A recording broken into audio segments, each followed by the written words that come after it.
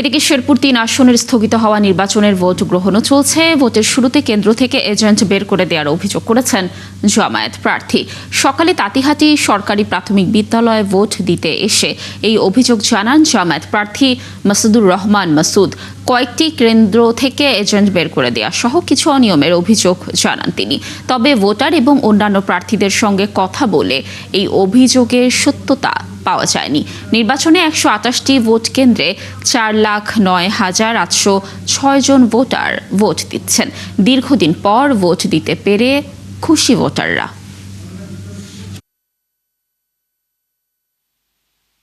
এলাকার শান্তির জন্য আঙ্গরে পাহাড় এলাকা হাঁটি অত্যাচার করে। আঙ্গর একটা এমপির দরকার। মনে করেন আমরা গরিব মানুষ, পাহাড় এলাকা বাড়ি, হাতির ভয়, বাড়ি ঘর ক্ষতি করে, মানুষ ক্ষতি করে, খেত খোলা ক্ষতি করে। এই জন্য একটা এমপি থাকলে শ্বাস সুস্থ থাকে। সুবিধা লাগে, মানে আসতে পারি না, কাঁচা রাস্তা, বৃষ্টি হলে পানি জমি জায়গা, এটা নাই গিয়ে আর কি পাকা রাস্তা করার জন্য আছে। আমরা 17 বছর পরে অবাধ একটা সুষ্ঠু নির্বাচন সুষ্ঠুভাবে ভোট দিতে পারতেছি। আমরা সবাই বিপুল উৎসাহ উদ্দীপনার মাধ্যমে যাতে ভোট দিতে পারি, প্রশাসনের কাছে এই প্রত্যাশা ব্যক্ত করছি। প্রশাসনের কাছে সুষ্ঠু, অবাধ ও নিরপেক্ষ নির্বাচন যাতে করতে পারে এই বিষয়ে মিডিয়ার ব্যক্তিত্ব যারা আছেন তাদেরও সার্বিক সহযোগিতা কামনা করি। স্থগিত হওয়া শেরপুর ৩ আসনের নির্বাচনের খবর রাখছেন আমাদের সহকর্মী সাজিদ সরকার। আমরা যুক্ত হচ্ছি তার সাথে।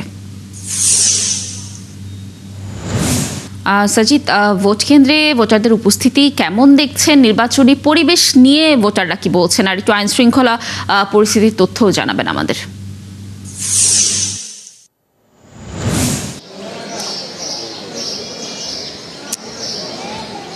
লাবলি, আমরা এই মুহূর্তে রয়েছি শ্রীবর্দী উপজেলার কামিল মাদ্রাসা কেন্দ্র।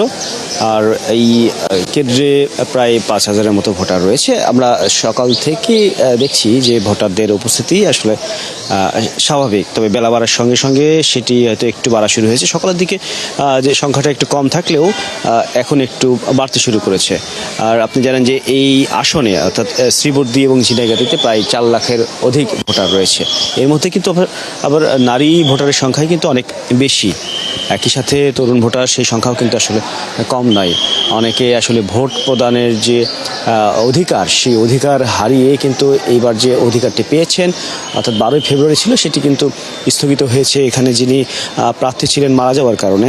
তবে 12 তারিখে নির্বাচন হলে যে প্রাণবন্ত পরিবেশ, যে ভোটারের উপস্থিতি যে সংখ্যা ছিল, সেই সংখ্যাটা কিন্তু অনেকটা কম হবে।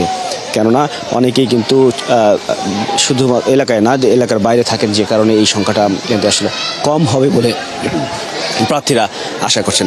তবে এখন পর্যন্ত এই ছোটোখাটো 2-1টি ঘটনা ঘটেছে। তবে ভোট প্রদানের সময় যে বাধা দেয়া কিংবা